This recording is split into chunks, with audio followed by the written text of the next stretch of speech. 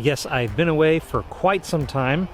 That's because I've been really busy with things, and one of the things that's kept me really busy is this lawn that I'm standing in right now. And no, this is no longer a Kentucky bluegrass lawn. This is a very different lawn from the last time you saw a video from me about any sort of lawn care topics whatsoever. It's been about 3 months since I posted anything, but I wanted to kind of talk about how I got here. So I'm going to go through a renovation from start to finish and talk about the grass type that I have here now.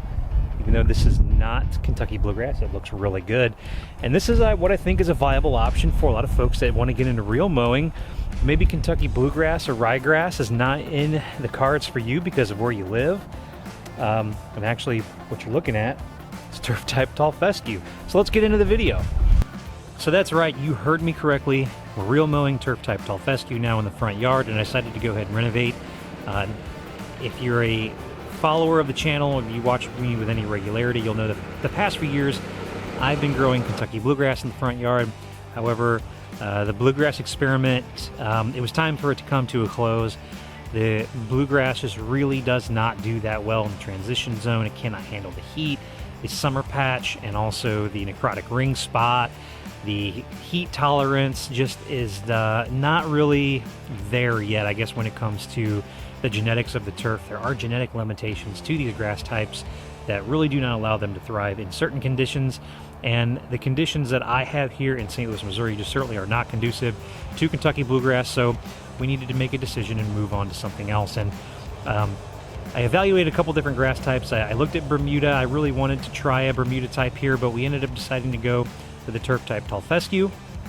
And so with that, I did a lot of research into kind of the newer varieties of fescue that have been out, and I arrived on a certain type called Siesta turf type tall fescue. This is a Jacqueline seed, and if you are not aware, or maybe you already knew this, but the Jacqueline seed varieties were purchased and acquired by Barenbrug a couple of years ago, or maybe it was about a year ago, from Simplot. So Jacqueline does a lot of work with professional sports turf. A lot of elite varieties come from Jacqueline, and so I've had really good success using their seeds in the past, as well as Turf Merchants and Mountain View seeds. Those are probably three of my favorite brands between the Jacqueline, the Turf Merchants, and Mountain View. But I looked at the Siesta turf type tall fescue. It's a relatively new variety, and some of the characteristics that really drew me to that was the fact that the bunch type, since fescue is bunch type, it doesn't grow through rhizomes and stolons like bluegrass does. The bunches are very more compact and more small, almost as if you were to call it a dwarf type tall fescue is really what Barenbrug and Jacqueline are calling this. So the bunches are very small, the blades are supposed to be very thin, and it's supposed to be able to accept mowing heights as low as a ½ an inch and usually maintain somewhere around 1.5 inches if those conditions are conducive to actually doing that. So we're gonna test that out here, but that's the reason why I wanted to go with Siesta tall fescue. In my mind, if there are folks out there who are kind of in the same latitude as I am in the country in the transition zone, you want a cool season grass type and you want to real mow it, and you don't want to go to perennial rye, or you don't want to go to a Kentucky bluegrass just because you're worried that those grass types are going to die out in your climate, I wanted to test and see if this is going to be a proper canvas for you to go ahead and real mow a cool season grass type, even though it is turf type tall fescue. So let's talk about how I got to this point. So in the renovation process, obviously the first step is to go ahead and kill the existing lawn off with glyphosate. It doesn't matter if you have a 41% glyphosate or a 16% glyphosate from any big box store, whatever you got, it's going to work. It's just going to be a different mix rate whenever you're actually mixing it up in your hand can or your backpack sprayer, whatever you're going to use. I've tried actually a couple times actually putting a little bit of ammonium sulfate in with my Roundup or the glyphosate, and also with the surfactant, and I find that, and what I've learned is that the ammonium sulfate, because it has some nitrogen in it, some quick release nitrogen, it helps the grass that you have there and the plants and the weeds and things that are in place actually absorb the glyphosate faster and results in a faster kill. So I was able to kill my lawn off in about a week, and from that point I went ahead and looked through and double checked to make sure I got everything, and I had to kill off a few more spots, so that put us back another week. But I generally start this process around Labor Day.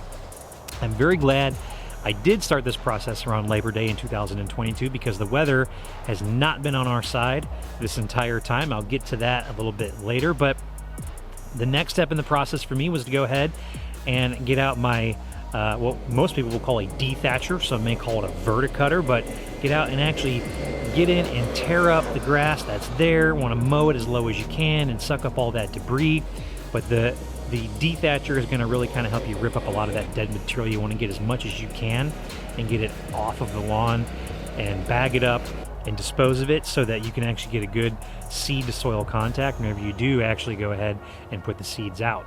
Now, while I do think that running the dethatcher or the verticutter is definitely an important step that I really wouldn't skip if you've got an existing grass here. If you're starting with bare dirt, you may not really necessarily need to do that, although it is a good option for you to use on bare dirt as well, because it's going to give you a lot of channels kind of in the dirt where it'll dig out, maybe, you know, depending on how low that you want to take the deck of the dethatcher or the verticutter, it'll actually create some channels where the seed can go into. Makes a nice little barrier in there for the seed to actually settle into and grow out of in rows, which I had plenty of that going on in the lawn. But as an optional step, and it's not always something that you necessarily have to do, but as an optional step, you can always go in and run an aerator over that area too. If you have some compaction going on, you can run an aerator over the entire area to puncture a lot of holes. In this case, I decided to go ahead and do it because I didn't do this last year, and I wanted to go ahead and aerate just to give me a little bit double coverage on the seed bed, although I don't really believe that aerating is really all that important when it comes to creating a seed bed for seeding your lawn. Really, I wanted to address the compaction issues that I was having from a really, really dry and hot summer that we had here in St. Louis. And then another optional step that you can do, I would suggest doing this if you've done some sand top dressing in the past, is going ahead and blowing those cores or removing the cores from the area that you're renovating. You really don't want to bring any dirt back up to the surface once you've added a sand cap or you've added sand to the top layer of wherever you're going to be putting your seed. You don't want to do layers of layers of sand and soil together. You really want to keep the sand cap above the native soil if you can. In this case, for me, it's going to be a heavy clay. Okay, so then once you have your seed bed prepared, you want to go ahead and get the seed ready. I would use a drop spreader in this case. So I got my seed. This is the Rescue Plus. This has the Siesta turf type tall fescue in it with just a little bit of New Glade Kentucky bluegrass mixed into it. And you're going to seed this at a rate of 10 pounds per 1,000 square feet. Now, my area that I have here in the front yard is just under 3,000 square feet, so I'm going to use a full 30 pounds of seed just to make sure that I get good coverage. You really don't want to overcrowd your seed all that much, because that's really going to cause some problems for you going forward. If you're seeding in the fall, that's going to really cause some overcrowding issues. In the spring, you're going to have a lot of grass that's going to be following or dying out because it's overly crowded and there's just not enough room, there's too much competition, and a lot of your seed is just going to die, or the grass that you did establish is going to die off. So make sure that you use the appropriate rates that are suggested by your seed labels or by the merchants that created the seed. So in this case, it was 10 pounds per 1,000 on a bare dirt renovation. So I went ahead and I used my drop spreader to go ahead and drop that seed. I went from a east-west pattern to a north-south pattern, making sure I was getting good coverage. I typically don't like to use a broadcast spreader because I don't like to get seeds flung out into my landscape beds and all over the street and the sidewalks. I like to keep the grass seed in the lawn where it belongs. So if you have a drop spreader, I would suggest using one of those. If you only have a broadcast spreader, it's going to work fine. Just be careful when you're going around areas where you really don't want your seed to go, especially if you have a lot of landscape areas. Now, once you've done all of the hard work and actually getting the area cleaned up, creating a nice seed bed, getting your seed down, making sure it's nice and even, the most important part in this entire process is to water.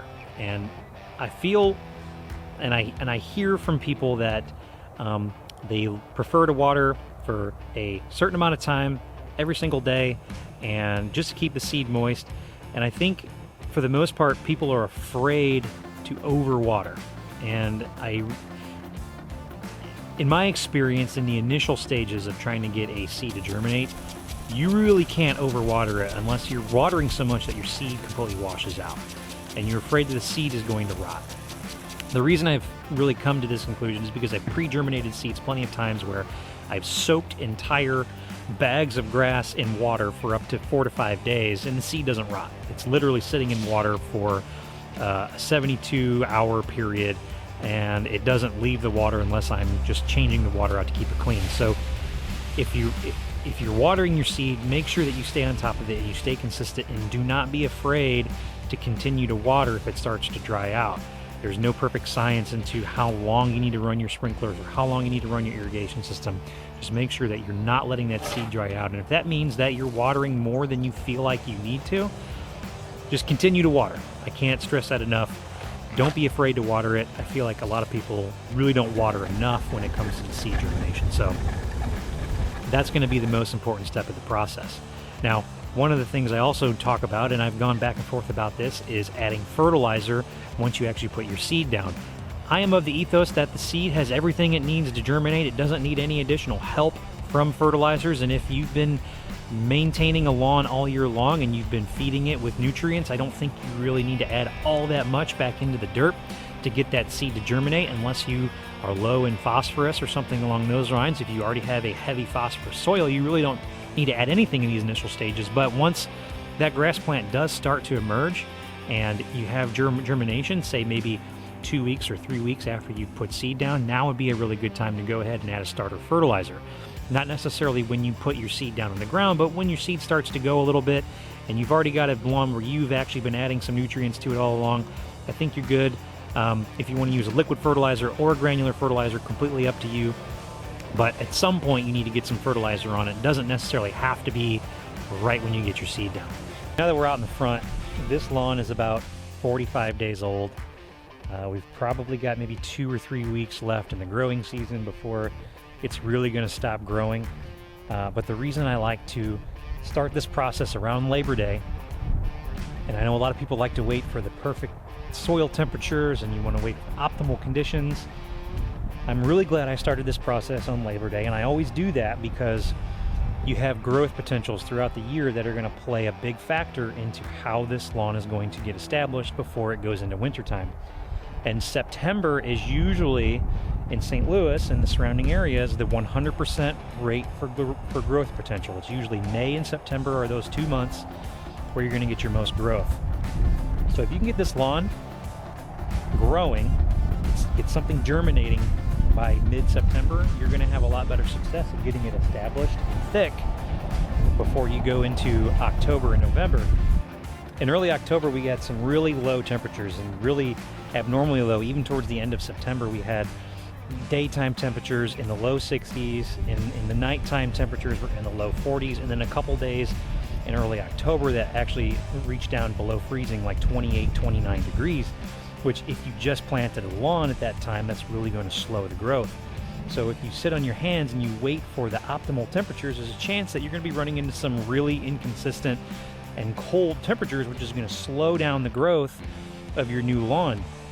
In my opinion, I would much rather deal with warmer temperatures and just have to water a little bit more than have to deal with the cold, because the cold is really going to stop things in its tracks. So that's why I always say look at Labor Day as kind of your benchmark. Circle that day on the calendar. That is if you're renovating, you definitely want to start on that day.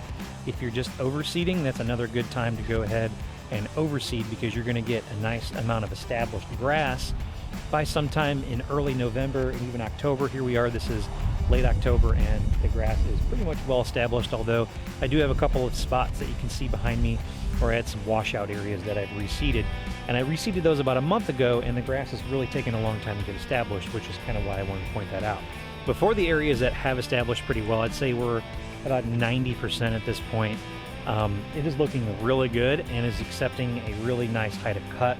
I cut this today at about 1.5 inches, which I think looks really, really good. It doesn't really have the density yet. We're not going to get that until really next year, because we see the appropriate rate. So it's not going to look totally dense like it would if it was, a lawn that had been established for quite some time and has been on a fertility program for a couple of years. That's when I think the lawns really look their best. But for the areas that have established pretty well, I think that the characteristics of the grass really shine through, and I will kind of show you what that looks like. Here's an area that gets plenty of water and plenty of sun. That's really came in, established really well. The color is amazing. That's usually when you do a monoculture, you get a really consistent color, consistent growth, and overall just really consistent appearance. So the Siesta turf type Fescue is actually really thin bladed. I only have a couple of spots where, you know, the grass blades seem to be a little bit thicker or wider bladed, but for the most part it all looks really consistent and thin. I mean, it's very consistent to kind of what I would look at on a Kentucky bluegrass lawn. Not quite as thin bladed. I think they definitely have a little bit of a ways to go as far as getting these fescue blades thin, but just kind of looking down my boulevard strip here, looks really healthy. It's really green, established really well, and I think it's probably about time for a little fertilizer on this. Now on the side yard over here, this was renovated as well. This is not Siesta. This is actually the Artemis turf type tall fescue blend. That was really popular this year from Winfield. I decided to go ahead and kill this side yard off too, because it was kind of just a hodgepodge of old fescues that have been here since probably the house was built for over 30 years. But it's a little bit shady over here, so it could be messing with some of the color variants, but the Artemis is actually really dark. There's 4 varieties in the Artemis blend from Mountain View Seeds. I'll put that up here on the screen for you, but this actually established really fast. It's very dark green. Looks like it may be a little bit wider bladed than the Siesta that I've got up front. Definitely grows a lot faster. I can tell you that in experience. The side yard established a lot faster than my front yard did, but I think it looks really good. All right, so before I go ahead and put some fertilizer out, just wanted to kind of touch on something really quickly. This is one of the new Echo spreaders for 2023. They're going to be out very soon. Echo did redesign some of their spreaders from the prior couple of years. I think they come in at a really attractive price point, but there were some issues with kind of the hopper design and the way that the agitator moves around. I think that really was ineffective on the previous design, but I know that Echo has done a lot of work behind the scenes. I was actually in the Echo UAG this year. That's the Echo User Advisory Group. So I got to participate on a couple of initiatives with Echo on some of their products and give them some feedback and do some videos. So you can always go to the Echo UAG website to look at some of those videos, but this is one of the new spreaders that has the new agitation system, the new impeller, and the new hopper design. So this is actually the stainless steel model. It's the 85-pound model. I'm sure you'll be able to get the 60-pound model without stainless steel. With the just the kind of the powder coated steel comes in at a much lower price point. But I've used it once. I'm going to use it again on some fertilizer. So I'll actually show you what this agitator looks like. So you take off the grill here. You got a metal focus. You got a metal agitator here that actually has kind of, maybe hard to see on camera, but it's almost like a propeller where there's about a 45-degree angle on each side. It's a lot closer to the bottom of the hopper, and it feeds down into the holes where it drops the fertilizer down into the impeller. So this is actually a really nice looking spreader. I wanted the stainless steel option because, well, stainless steel lasts a long time, so if you have the opportunity to get a stainless steel spreader, it will probably outlive you. In fact, it even has grease zerks on the bottom. Make sure you put grease in those and grease the gears whenever you get an opportunity, probably once a year if you're using these residentially. So let's go ahead and get some fertilizer out. I have some of the new Sigmax product. That's Matt Martin's new fertilizer. And I'm going to go ahead and give this a ½ pound. During the grow-in period going into dormancy, generally I like to spoon feed with about a ½ pound every 2 weeks during a grow-in, just to get things as mature as I possibly can before it goes dormant. So we're going to put a ½ pound of fert out, and we're going to use the new Echo spreader to do that. So let's go ahead and load it up.